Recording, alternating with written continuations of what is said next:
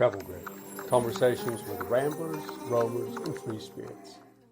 The inside dimensions for April Fool was a little less than 6 feet. You're sleeping in the fetal position. This is Hugo Vihlen. In 1968, the year I was born, he sailed across the Atlantic Ocean in a 6-foot sailboat called April Fool. In 1993, when he was 62 years old, he sailed across the Atlantic Ocean in another tiny boat called Father's Day. Father's Day was only 5 foot 4 inches long. Hugo is just over 5 foot 7 inches tall. Now, just let that sink in a moment. Sailing across the Atlantic Ocean in a boat shorter than you are tall. Hugo's record for sailing the shortest boat across the Atlantic Ocean still stands. This is Hugo's story. What year were you born? 31. Right in the Depression. We were out in the country. My nearest neighbor was a half mile away. So we had no transportation. We had an outhouse, no electricity, no telephone. I mean, first telephone we got was after the war.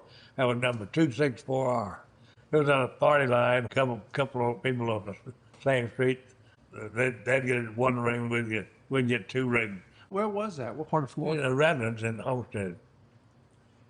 So what was on the land? Virgin pineland and palmettos and rattlesnakes and more rattlesnakes. Yeah. I had nightmares from my rattlesnake. I was at my grandmother's house, and I got close enough to hear a rattlesnake one. So I had nightmares for that for so long. I finally said, I got to take care of this. So I just started watching snake programs on purpose, just so I could sleep in peace. So I overcame that fear of snakes. How old were you when you started watching those programs about snakes? Probably in my 30s when I realized I got to cure this. So did you have brothers or sisters growing up? 6 brothers and sisters. One died at 6 months, and one died at 12 years old from lockjaw because penicillin hadn't been invented yet. So he stepped on a rusty nail, and he died right away. It was a hard life. So the only light we had was lightning bugs at nighttime and kerosene lamps. So it gave me a tremendous ambition. So I ended up with a lot of businesses, enterprises. I was always a doer, not much of a talker. I consider myself an extreme introvert with a personality of a blackboard. Tell me about your first boat. In high school, usually you get a ring for your junior year. And I thought, well, that's stupid to wear. Everybody graduates from high school. So I asked my dad if I could have money to build a sailboat from powder mechanic with a good friend of mine. So he said, sure, it sounds good. So I built my first, it was like a 12-foot boat from a sailboat from Popular Mechanics. And we'd cut out a board and it would be completely offside. We would laugh and giggle like 2 little girls. We had more fun building that boat than actually sailing it. I mean, we had a blast building his back porch of his house. And we had a lot of fun building that boat. We named it the Smoocher. The Smoocher. Did it work? Never had a girl on board. This would have been Popular Mechanics in the early 40s? I graduated high school in 49. We added on to we had a foredeck and a front deck and a side deck and a little tiller. So we made it too heavy. So it just didn't move very fast. So it was more than an open boat. We had kept adding on to it. Did you ever launch it? Oh, yeah, we launched it, yeah. We had it till we went off to college. So where did you sail it? Homestead Bayfront Park. Oh. Never got in the ocean with it. And that's where the dreaming comes from. You dream about, well, got a sailboat. That's all you need to win and sail around the world. That's where the dreaming comes in. When I was younger, I'd read a book a week. And I read about the Japanese kid, Hanichi Ori, who was 19, and he sailed a 21-foot mermaid across the Pacific Ocean from Osaka to San Francisco Harbor. And when he did that, I thought, I bet I could do something similar to that. And so that's when I got started. And then Bob Dannery did it in a 12.5-foot Tinkerbell. So he did what I would have done. So I gave up, and then next year, Bill Verity sailed an 11-foot boat across in the Nautilus, and another one beat his record, a 9-footer and 7-footer. So, and he ended up running at the ground in Ireland. So I just flat gave up.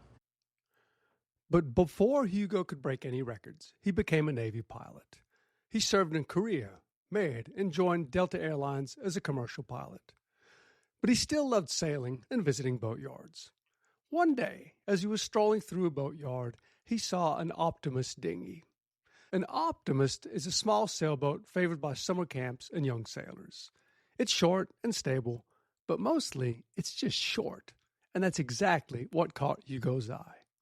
I saw an optimist pram. Sure. Which is 7 feet 11 inches long with a square bow and a square transom. I thought, man, I chop a couple feet off that and go outside a world record nobody else could touch. Hugo was 34 years old. A little while later, he drew up a set of plans with the help of a naval architect, bought some plywood and fiberglass cloth, and started building a boat. The name of the boat was April Fool. How did you build her, and how long was she, and how tall are you? 5'8" and 3/4 inch. The inside dimensions for April Fool was a little less than 6 feet. You're sleeping in the fetal position because the radio rack was in front of that. I had a Naval Academy graduate as a boat designer, so I contacted him. So he wanted to build it out of steel. So we talked to a steel fabricator, and it just didn't sound right for me for a steel coffin, so mentally didn't feel right. I had flying with a co-pilot that belonged to the Coconut Grove Sailing Club. He said, a guy in my club is a boat architect, Ned, N-E-D, Mears, M-E-I-R-S. He's the one that came up with the design for that boat here. So we're sitting around Hugo's kitchen table. It's Hugo, his wife Johnny, and me. And he asks Johnny to bring us the model of April Fool. And she does. It's small, red, and plastic, and it looks exactly like a toy boat a kid would play with in a bathtub. It's a perfect miniature model of the boat Hugo ended up building, right down to the portholes and the stubby keel. It's a teeny tiny version of April Fool. Now, I understand you can't see it, but here, Hugo uses the model to explain how April Fool sailed. Now, one of the things that's really important to remember is this is the late 1960s. So sailing is still largely a mechanical endeavor. So Hugo has to figure out how to bounce the mast, the booms. He's going to explain why she has 2 booms, and the hull, how these all work together for this tiny little boat to sail as well as she can without electronic autopilots or self-steering. This is a really big deal. I knew what I wanted. I wanted a rotor-reefing mast, so I could roll them sails around on that. This was the first boat, the only boat had two booms, had a boom on each side, and most boats have 1 boom and a jib. But I wanted, going before the wind, I wanted 2 booms. Okay, so let me explain this 2 booms thing. When you think of a regular old sailboat, you think of a mast with 2 sails on it. The mast is generally in the middle of the boat. The big sail is behind the mast, and it's called the mainsail. The little sail is the one in front of the mast, and that's the jib. Now, that's the most common sail plan on most sailboats. It's a good all-round rig. If you want to go upwind or closer to the wind, you sheet the sails in toward the center line of the boat, and you can sail toward a destination that's upwind of your boat. But that's not what Hugo wanted. His route was going to be in the trade winds, which means the winds would be, in theory, behind him or on his beam. His thought was that if you put the mast on the front of the boat and put 2 booms on the mast, each with a sail, he'd have a rig that was much better suited for running downwind, which he hoped most of his trip would be. So, to imagine this 2-boom rig another way, imagine you're standing on the bow of the boat, right up on the front, near the mast. Now hold your arms straight out to the side. Those would be the booms. And attached to each of these booms is a sail. That's the kind of rig Hugo designed for Father's Day. And it was really unusual for the time. So here's Hugo describing this rig a little bit more. So set it down here real quick and just explain that with 2. Okay, here, I'll give you 2 pens. So show it with Yeah. 2 pens here. What I'll do is put them this way so that wind would and all I do is steer the rudder. I wanted the front end of an airplane to give it lift so when it dug into the water instead of pitch poling going over. I wanted to design what they call a sponson on a boat, and that gave it lift from my airplane experience. So that was a design that saved my life. So as the bow went down, And we get it lift. Yeah, extra lift. The waves we looked it back up. Yeah, they did 85,000 of these we gave away at the Miami Boat Show. So originally April Fool was going to be steel. It didn't feel right, so don't want steel. And then what material did you end up building her with? Built out of 3/8-inch plywood on the side, marine plywood, and 5/8-inch plywood for the hull for strength, and covered with fiberglass cloth. So that's where the strength came from. He showed me a chart of the strength versus steel that would just convince me right away what I wanted. Perfect design. Built her here, built her in Homestead area? And Coconut Grove sailing in the sailboat area. So April Fool's built in Coconut Grove, Yeah. but then you started in Casablanca. This kind of boat, 6 foot, never been done before. So I figured the only way I could do it would be the trade winds. So the trade winds, you had to get to Africa and ship the boat to Africa and to get the trade winds back to Fort Lauderdale. Hugo shipped April Fool from Florida to Casablanca, Morocco. On March 29th, 1968, he departed Casablanca, pointed the bow west, and hoisted the sails. For the next 85 days, he sailed 4,100 miles across the Atlantic Ocean, relying on his sextant and celestial navigation to find his course. Nights, because April Fool was so tiny, he had to sleep with his knees pulled up tight in the fetal position, checking his course every hour with an alarm to make sure he stayed on course. Right.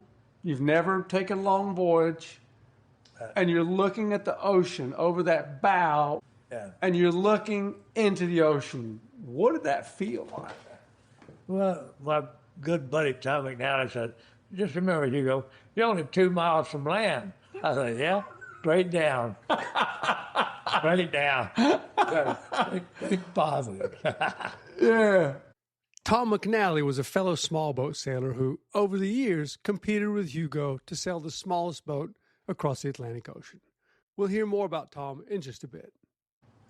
The first day or two, it must have been rough to get used to being at sea, though. Because not really. Never got seasick in my life. My brother, he was working in Trinidad during the war. He got in a hurricane, and him and the captain on a freighter were the only ones that weren't seasick. So my family just doesn't get seasick. So remember, this is 1968. There's no GPS for navigation. Instead, Hugo has to rely on his sextant and something called a sun line fix to find his way from Africa to Florida. And this is made even more challenging because Hugo's sailing a boat that's literally the size of a bathtub. So when the sun gets about 30 degrees above the horizon, you get that, and it gives you a reading of what number that is, and you calculate that in the paper and gives you where you are, for your longitude. So you use your sextant to get that angle, Yeah. to measure the sun from the sun to the water. Yeah. In air quotes, you bring it down. Yeah. Yeah. And then you've got to make, I think, a lower limb correction. There's some corrections you have to make. Yeah. And then you have to do your reductions to find roughly where you are in this big circle somewhere. Yeah. Yeah. Well, you were inside a boat that was probably smaller than the table we're sitting at. I didn't have a table. How did you? On my lap. How did you exactly? So how did you do it? You just crawl down? They folded it all up.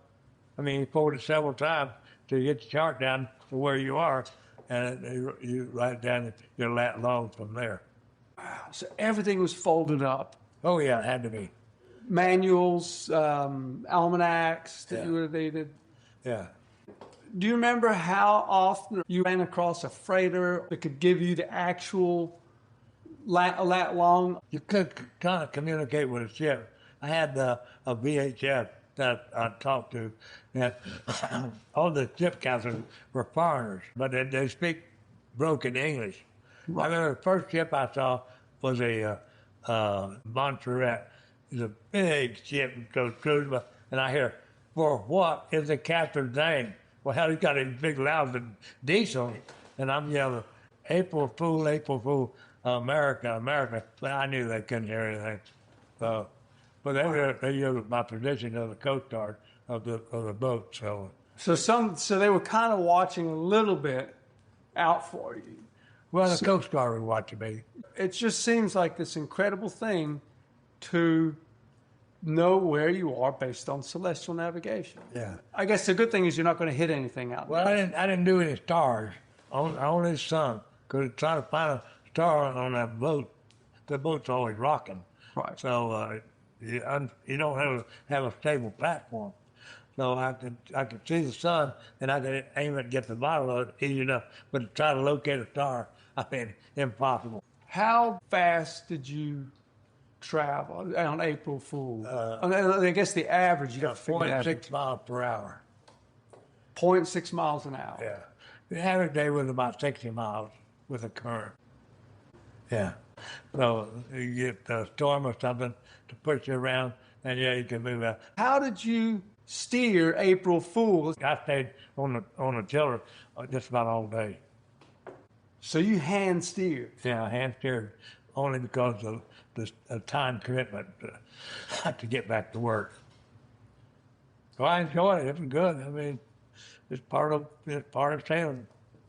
It's like flying. I love to fly. What did you do for steering when you didn't hand steer at night when you had to sleep or in a gale?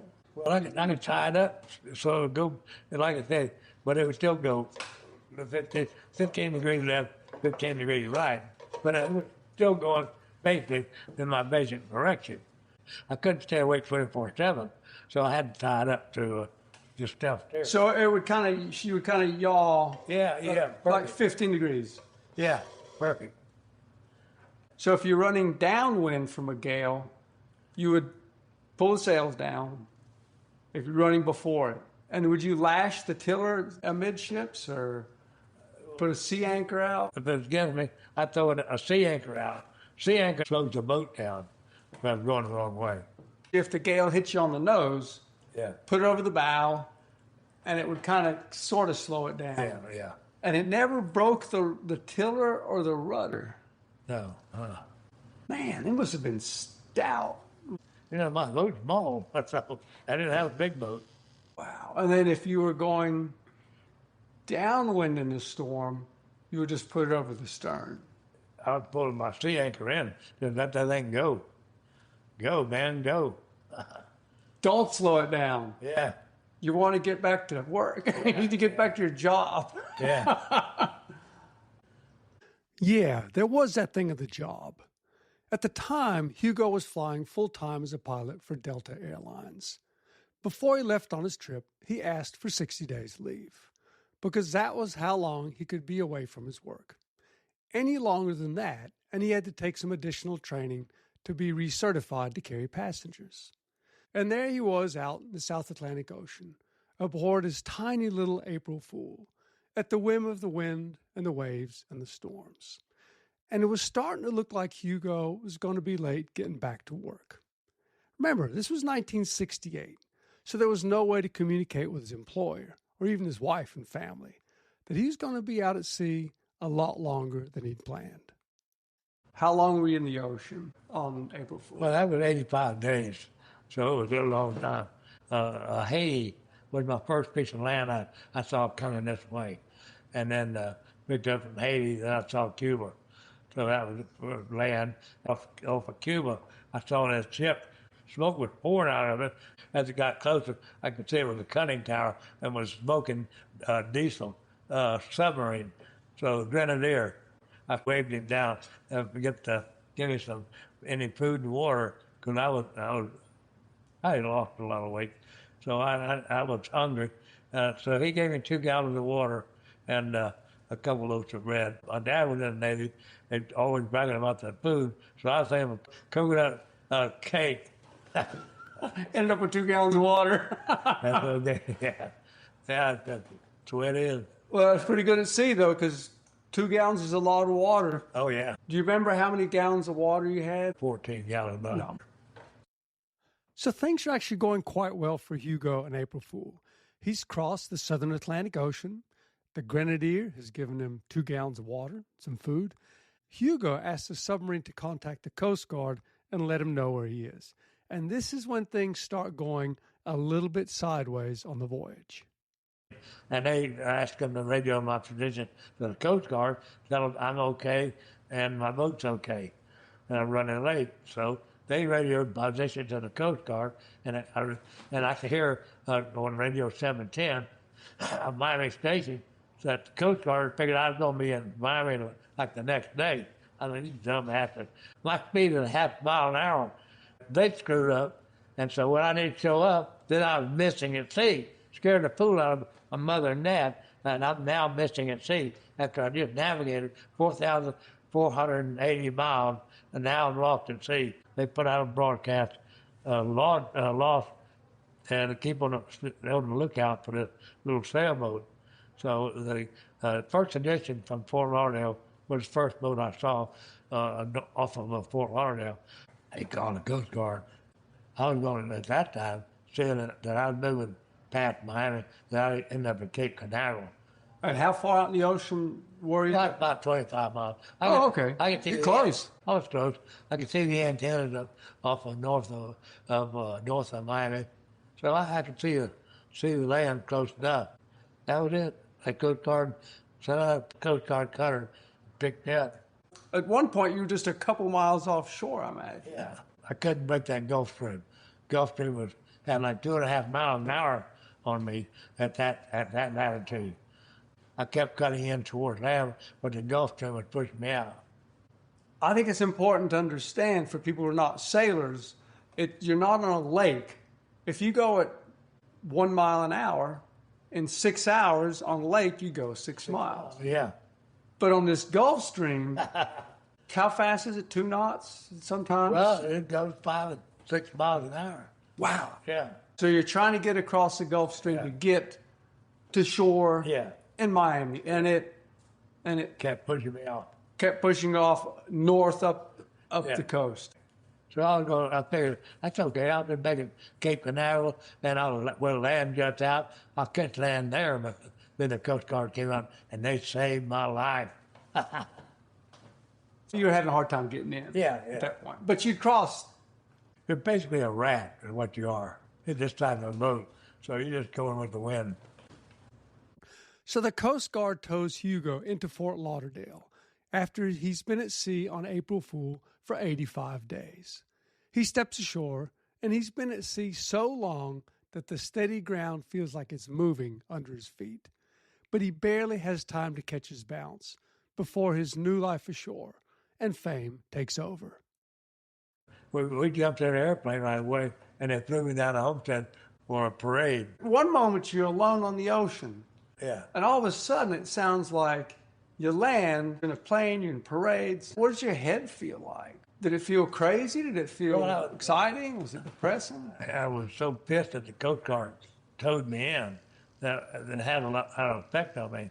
In fact, that's for me for the second trip because I was determined to accomplish it.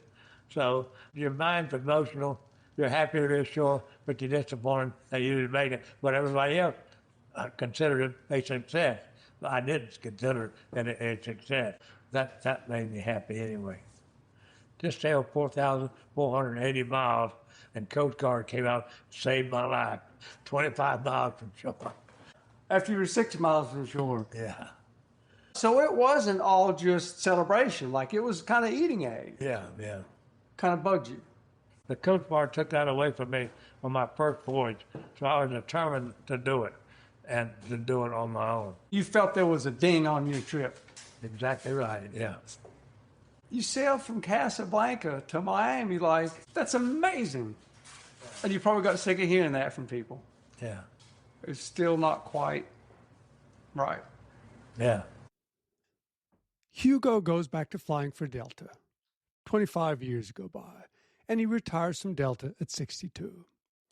Now, most successful pilots would buy an RV, play golf, relax, chill out, go fishing. But not Hugo. That Coast Guard rescue where they towed him into Fort Lauderdale, those final miles, well, that still ate at him.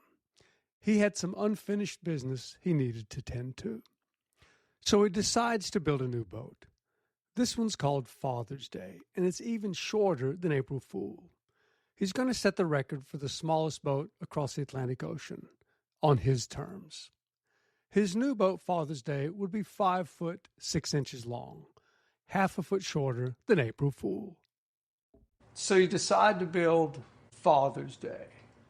This first boat was plywood, and now we use Arex, which is a fiberglass material, was coated with fiberglass on the outside.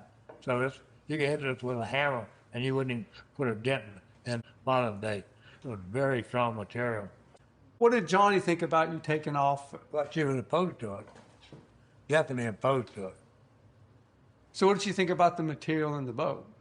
She didn't know that much about it, but I took a piece of Arex, put it between two blocks, and hit it with a 2-pound hammer as far as I could. Did no damage. Trying to convince her how strong the boat was. Father's Day was built in my garage.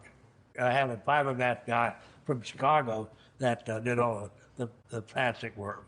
So you decide to go east to west. Yeah. So why did you decide to go east to west instead of west to east? Because I already done west to east. That was April Fool. Now I want to do the impossible. So my initial plan to leave Gulfstream off of Cape Canaveral, when the Coast Guard found out about it, they sent me a letter of manifestly unsafe. You'll be arrested and fined $5,000. So that's when I decided to go to Canada and ignore them. So yeah, right away, Hugo hits headwinds with his plan to sail Father's Day across the Atlantic Ocean. His old nemesis, the Coast Guard, gets word of his plan and threatens to stop him if he leaves from Florida. So he loads Father's Day onto a trailer and heads north. He gets to Boston, and the weather turns really windy.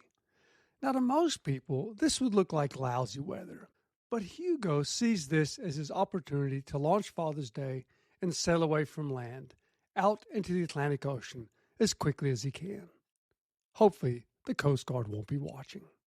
So I'm going through Boston, northeasterly, coming through, and the leaves were blowing across the road. I said, man alive, if I can sneak off of here, I can get out before they even know I'm going. Yes. My son had a friend there in Boston, so he put me on to him, and we put it in a crane and put it in the water, and I got about 25 miles out, and I hear this noise. I look up, and there it is, Coast Guard, circling my boat. I said, hey, mate, what's up? And they wanted to know if I was the same one and if I got permission from the other Coast Guard just to leave the shore. I said, no, it's a standby. Everything was standby.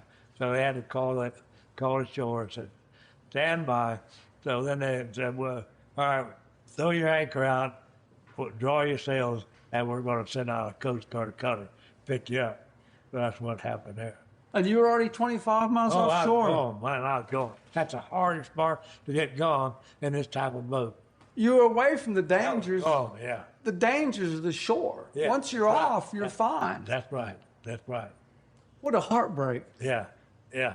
And so was that the first time she was launched or the second time? Did you try from Fort Lauderdale or are they not even? No, they wouldn't let me leave. So that was my first launch was from Boston Harbor from when they towed me back in. How was the reception? It wasn't publicized. They didn't know that much about it. Actually, I was invited to a yacht club to make a speech because while I was there, the publicity was building up. I didn't participate. I was on my mind to go to Canada and leave from Canada. So Dana's with you, right, on this? Your son Dana? He was flying at the time, so he was flying in and out. Now you're leaving Boston, and you're going to go to Canada. To what part of Canada were you aiming for? Nova Scotia, which is what I was looking at the time. And so I got there. I made an attempt leaving from there. So the wind is so fickle at that latitude, the wind just going all different directions. Pushed it back, and so Second launch didn't Yeah. work. This is where you met Tom McNally. I pulled in a motel to spend the night, and so this scrubby old guy, tall guy, 6 foot something, a scrubby, dirty old guy comes up and says, "I got a boat over here you might be interested in seeing." And I'd heard about Tom, but I hadn't met it yet. He took me over and showed me a boat, and I think but my boat was bigger than his boat. His boat that was now fighting to set a world record. For the shortest boat. And he had the record right there. So at that point, Father's Day is 5'6". Yeah. No, Tom, yeah. And Tom McNally's Vera is how long? It's shorter than me. Specifically, Tom's boat is 5'4.5". Hugo's Father's Day is 5'6".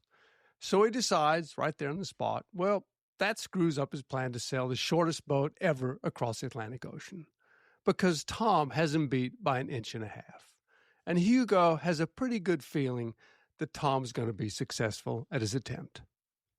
So when I took the boat back to Miami, and I cut off 2 inches of my bow To be shorter than Tom. to set a record, yeah.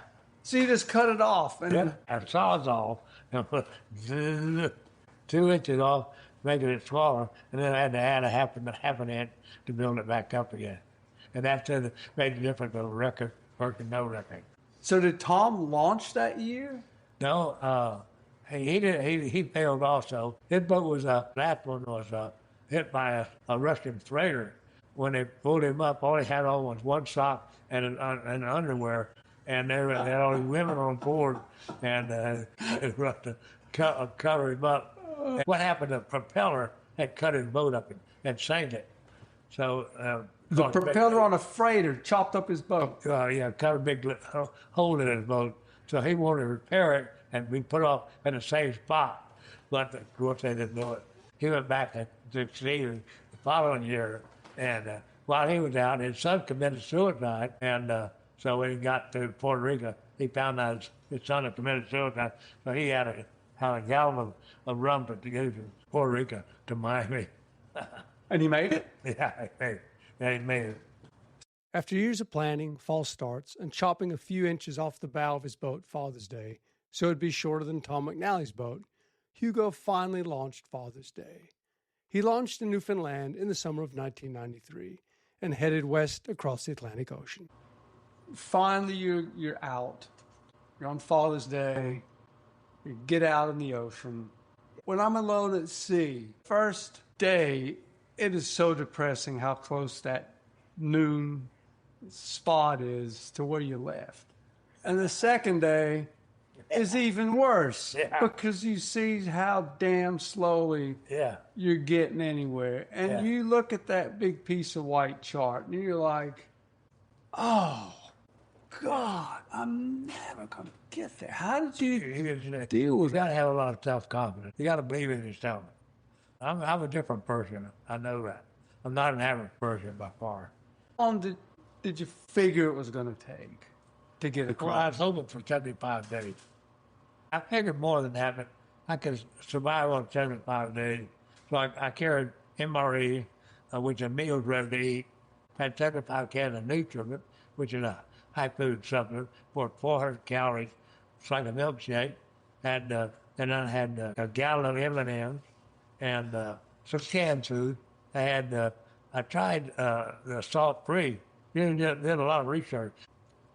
A salt-free spaghetti was absolutely awful, Franco-American spaghetti. So I ended up having to go standard foods and had a couple cans of corned beef, which I love.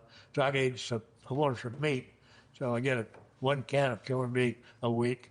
So and we took all the labels off because we figured everything was going to fall off in the water. So we took all the labels off and painted all the cans and then put names on them. Of course, they forgot what they painted over. And then, so I opened up a can of spaghetti and it would be a can of peas or something. Some of the food from the first trip, spent a year on board in Florida and then went back up. Did you run into bad food at all or was it okay? Well, hurricanes Hurricane Andrew came through. So did you just catch that?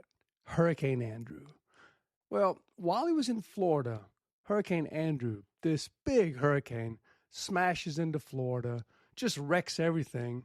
And in all the distraction of cleaning up after Hurricane Andrew, getting back up to Newfoundland, Hugo doesn't think to check the provisions on his boat. So remember that nutriment he was talking about? Well, in just a moment, you'll find out what happened to all that nutriment that was on board Father's Day through the hurricane that Hugo forgot to check. So I didn't tie this in that my food was still on the boat from my first attempt. The nutriment had gone bad. I had to throw all my nutriment overboard. And that's like a milkshake. I loved it. So I had to throw that off. And that's the only thing I saved was spaghetti and things like that. Wow. What was the biggest difference in the April Fool trip and the Father's Day trip? Was it navigation? Was it being 25 years older, almost 30 years older? What was the biggest thing that, looking back, you're like, wow, this is different now? No, I never had that feeling. I was at home on that boat. On either boat, I felt at home on. A lot older on my second trip. But I was more confident. I'd already done it. So I felt good on both trips. One of the things I've always enjoyed offshore is the animals. The fish. Sometimes you'll have little fish coming and hanging out under the boat. Sometimes you'll have birds landing on the boat. Sometimes you'll see whales or sharks. So what kind of animal encounters did you have? I had one pigeon that was a pet. Pigeon, a carrier. Like a carrier pigeon, Yeah. A land bird. He had a name tag on his leg. I grabbed hold of him and put him down inside and trying to give him some scratchy food that I had. And the water, we were 500 miles from land. So when I got back from my trip in the States, I contacted my British guy that I've been friends with, and he contacted the pigeon department. It's an actual bird. They could track down the numbers. So No kidding. The bird disappeared. Never showed up again. Wow. But they could find the owner. Yeah, they did, yeah. And the other thing was, I had whales. You know, whales are famous for sinking sailboats. They don't like sailboats. For some reason, whether they quiet, they sail up on them while they're asleep or something, and so they take revenge out. But there was one case in the Mediterranean where one whale kept sinking boats. But my buddy Bill Butler, his boat was sunk in the Pacific Ocean by a whale, him and his wife. I saw pods of whales more than once. And so one whale came up on stern, it was right under my boat, and I kept waiting. I grabbed my life jacket, figured he's gonna ram my boat, but he just disappeared from it. So a little scary moment. What I wanted to do was to fish in the middle of the Atlantic Ocean. I mean, how many people could say they were fishing at 15 degrees west, the middle of the Atlantic Ocean? So I wanted to go fishing. So I had these little sea bass that would follow my boat, just about a couple feet behind me all the time. And they would go down under the boat for shade. They were with me for weeks at a time. No way I could kill a fish just a day I went fishing. So I had fishing equipment for that purpose, but I couldn't do it. Live and let live was my attitude at that time. As you got further and further into your trip, Yeah. day 20, day 30, day 40, Yeah. what did you think of the life you left behind? When I spoke to England, I ran into a French a Navy vessel, and I got on board, and I called my house, and this girl answered, "Who is this?" "Nancy, your daughter-in-law." Leave me out of it. Wow, so you were in your own world. Yeah. The perfect word, yeah. You were in your world and out of theirs. Yeah. Perfect, yeah. Description. Wow. I would like to hear about the hurricane. I was in a Hurricane Floyd. I didn't know it at the time till I got back to the States. Saw a humongous cloud in front of me. And I thought, man, I'm going to be in the middle of some excitement this afternoon. So I got prepared for this big cloud. I had 22-foot seas, and the reason I could tell because my mast is 10 feet. So it's pretty easy to tell how high the sea is. got spun around a couple times down below, and I had to make up my mind I wanted to subject myself to the elements, which is when it's dangerous to do that. If it was flipped over during that time, that'd be the end of it. So did you ever pitch pole? No, I never did. Yeah. I had 250 pounds of lead in the bottom for a ballast to lower the center of gravity so it wouldn't pitch pole. You're in a hurricane, sitting in effect under a table. You can't stand up. Were you just in the fetal position? Yeah. Did you strap yourself down? Had a seatbelt in there from the automobile so I could strap myself in. What was the sound like? Well, it roared. You mostly hear the wind. It just roared. Just roaring. You didn't hear the waves splashing that much. We mostly heard the wind. One of the challenges is on a small boat, if you come up on top of a wave and start coming down, and if the wave breaks onto you, in a bigger boat, you can usually, outrun a little bit. But how did you deal with that? Were you occasionally just buried by a wave? You're always underwater. Well, you're not underwater, but you're always wet. You get the saltwater sores wearing cotton, so I had nylon swimming trunks. So I wore nylon instead of any cotton. So how did you go to the bathroom? Who was side? My drinking thing was a 1 gallon container, and when I finished the water, I'd cut the top out and use that for a toilet when the weather was real bad. And I had to crap inside, all crunched down, and then try to figure the way to throw it overboard without having a Crap all over inside the boat. In your face. Yeah, all timing. Give these records away, you got to earn them. You've been through the hurricane. How did you keep just from getting beat to death inside the boat? Because you've got a seatbelt, but you're still going to get slammed around. Did you pad things? Did you just stuff everywhere? I had a 5-pound weight, a lead weight. I had a couple of those that I could move a lead weight around in the boat to get the boat to sit upright for balance. So I had my own portable weight so I can move it around.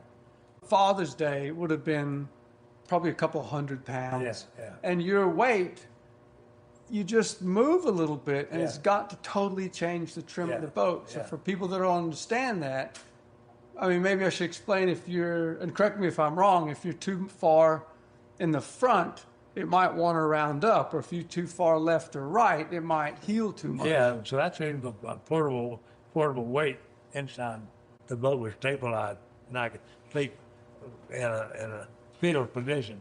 With a weight on probably on upside, whatever side you need to weight. Yeah. Wow. Yeah. That is just incredible to hear, for people to understand it was that small. 5 pounds is not a lot of lead. 5 pounds. Yeah. We're not talking 200 pounds. Yeah. 5 pounds. I had 2 of those I move around. As you ate your provisions, the boat would have lost weight. I replaced it with salt water, but it's still the heaviest food down below. What did you take, 25 gallons of water? Yeah. Something? So that's 100. That's roughly 200 pounds. Yeah. Quick air math. But on a boat that small, I would imagine drinking 200 pounds of water would completely mess up the balance. Yeah. So you filled them up with Salt water. Put it right back down as low as I could. After 105 days alone at sea in his tiny boat, Hugo finally arrived in Falmouth, England. He was worn out, tired, his beard was long, and he made his way to shore where he got off Father's Day. He was overjoyed in an absolutely exhausted way. The record for sailing the smallest boat across the Atlantic Ocean, the record he'd won 25 years earlier, and then had lost to Tom McNally and now won back again, was his. But moments after getting off Father's Day, before he could find out just how good it felt to hold the record for sailing the smallest boat ever across the Atlantic Ocean, Hugo discovered something else. His legs didn't work. I couldn't walk. Well, my legs were atrophied so, and my son had to help me walk for a couple of days to keep me from falling. So what's the thing you didn't plan for that you messed up? You couldn't have gotten everything right. You messed something. Well, You screwed something up. I messed everything up. That's how I lost a kidney. How did you lose the kidney? Not enough water. I didn't know it at the time, of course. My brother, the doctor, he took an x-ray for my back, and he said, "What's that black spot?" He said, "It must be a kidney." So I didn't know it till years and years later. So then I got interested. I donated my body to University of Miami Medical School. So I started thinking, if they're going to cut me open, they're going to find a rotten piece of meat that's been floating around in me. The whole class of it's going to stink. So I called up my nephew, who was a doctor, and I said, "Is that piece of dead meat floating around in my belly?" He said, "No, it atrophied." So he said they won't even know it until they cut over, and then there's a blank space there. Figure you did, you did. If I can help education, that's good. That's beautiful. Do you have any tattoos? No, I've got no tattoos, no earrings, no nothing.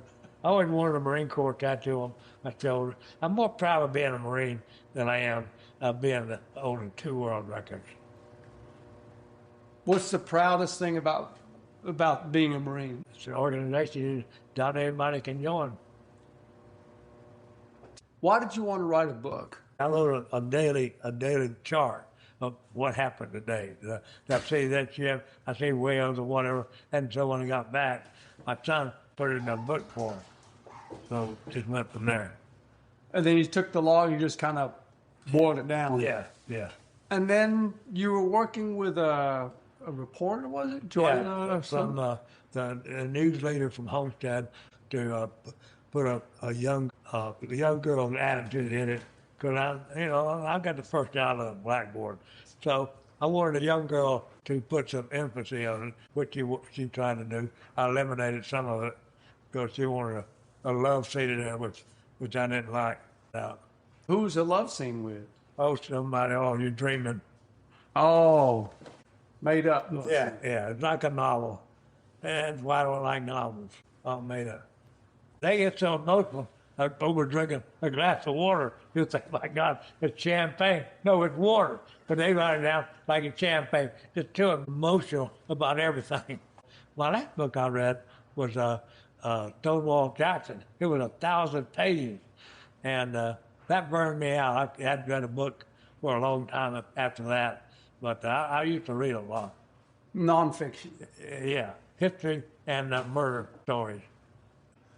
Were you going to build another boat after Father's Day, or did you start building another boat? No, I thought about it, but after I'd done it twice, I thought that was enough.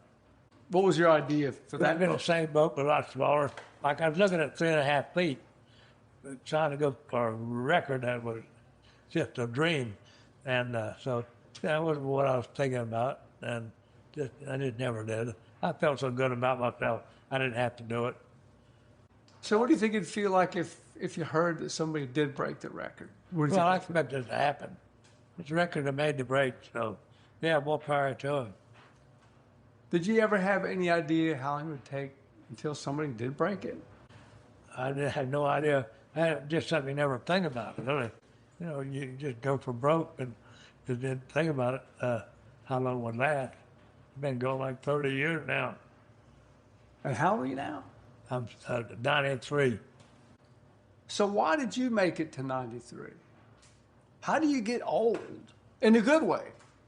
I don't know, when I started flying, they said 1 in 4 of you would not make it alive out of here.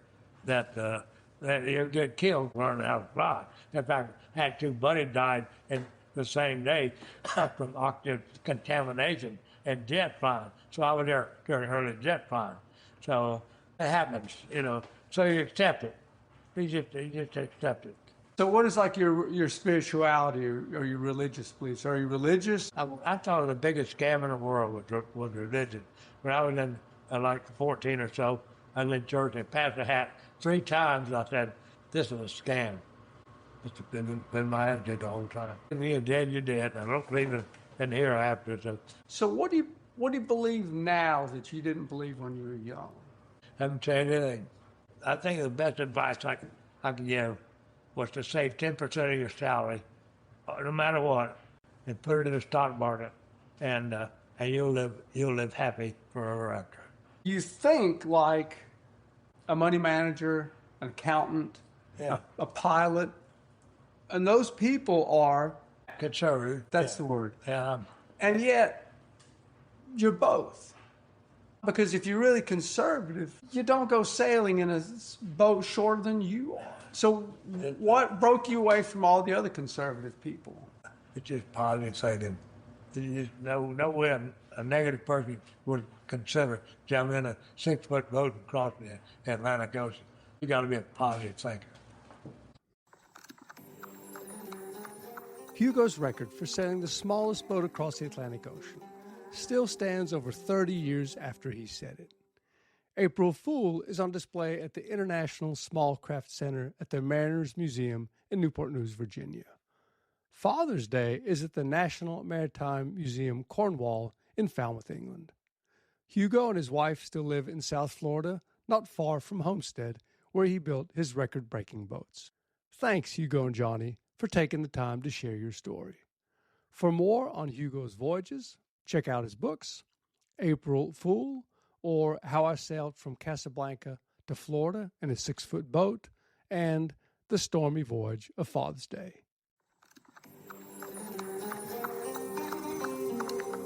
Travel Grid. Conversations with ramblers, roamers, and free spirits. If you enjoyed this episode of the Travel Grit podcast, please leave a review on whatever platform you listen to it on. If you've already left a review, thank you so much. Your review really helps get the word out about Travel Grit. Until we catch up again, stay gritty.